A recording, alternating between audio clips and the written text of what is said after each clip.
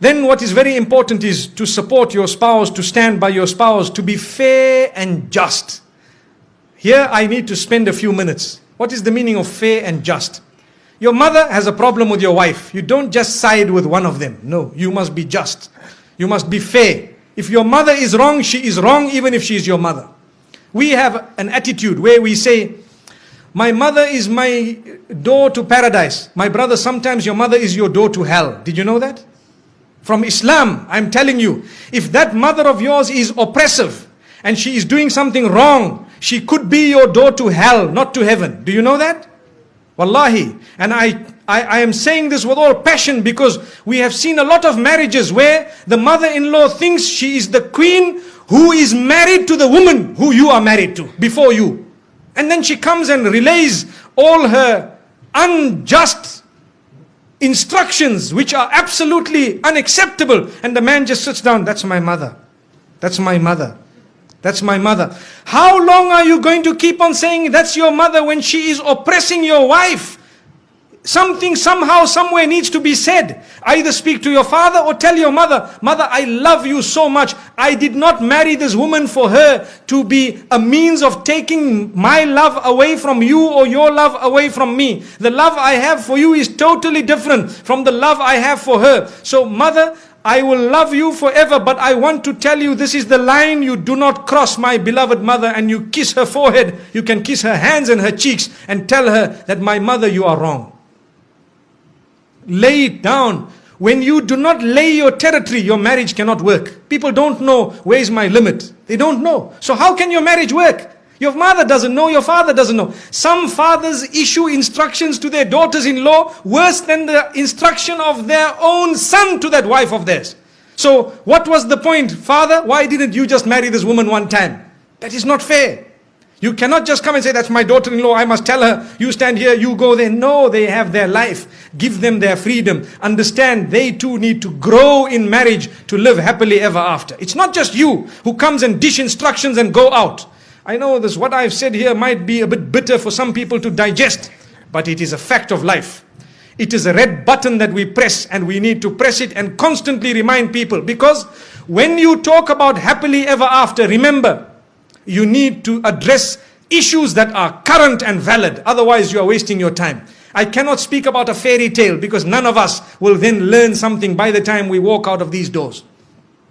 So this is why we say you need to be just. Tell your father where he should stand with respect. And please, the parents, do not hate your child just because he needs a bit of time with his wife. No. Or the wife needs time with the husband or the children. No, allow them that. Let them go. You do not have to go everywhere your children go. We are going for a holiday, for example, to Penang or to Langkawi. So now father says, we are coming with. Okay, you come with, mashallah. The next year we are going to holiday. We are going to this place. We are coming with. The following year we are. So whenever did they go alone? Never. Why? Because mom and dad tag along. Give them once or twice, a few times. Give them their own. Tell them, look, you guys go along, inshallah, enjoy yourselves. And next time we will join you. Perhaps you can arrange for us. Yes, it is very important to look after your parents. Believe me, we are not at all undermining that. That is a rule on its own. Look after your parents, but be just when it comes to your relation with them and the relation with your spouse. Be just. Even your children. Some people, and this happens in some homes, they have more than one child. So the children begin to get children. So those children who live with them in the same home, every time we shout them, we pick on them. Why? Because they live in the same home. And when the other son's children come, because they live far away, oh, my son, where were you? What happened? These children are watching. They are seeing, look at this grandfather of mine. These people here, does he know what they do at school? And here he is embracing them. It is only because we are foolish. Human nature makes us get irritated with those we live with sometimes. And we don't know those who are really irritating are actually so close to us because they are far. This is why we tell parents, sometimes you need to make sure your children live a little bit of a distance from you so that you can be even closer in relation. And I have seen in my life with lots of experience that those children who do not live with their parents are sometimes closer in relation with their parents. They have a better understanding and they have a much better relation. And I am not promoting people to abandon their parents. No, you need never to abandon your parents. If you do that, you are sinful of the highest order. But what we are saying is, give each other your breathing space. is very important. Give each other breathing space. Some women, they get married into homes where mother-in-law sits and dishes instruction, right? Today we will cook this. I'm inviting 20 people for lunch, 40 people for supper. Tomorrow morning, 60 people for breakfast. But hang on, man. I have one daughter-in-law here.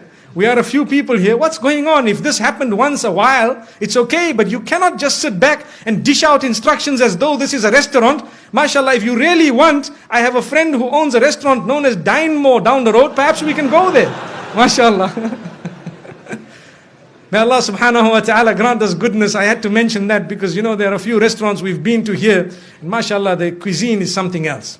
So my brothers and sisters, I'm just thinking of it, probably the cooks are males, not females. Remember this. When you say food is very nice, a sharp woman would say, well, that's a male cook. Which means now let's eat here every other day. May Allah subhanahu wa ta'ala grant us goodness. So the point being raised is be just, be fair, be balanced. You cannot keep it lopsided all along. Because you will have your children, they will grow up, they will get married. How do you like your daughter to be treated? Remember this. Remember, very important point.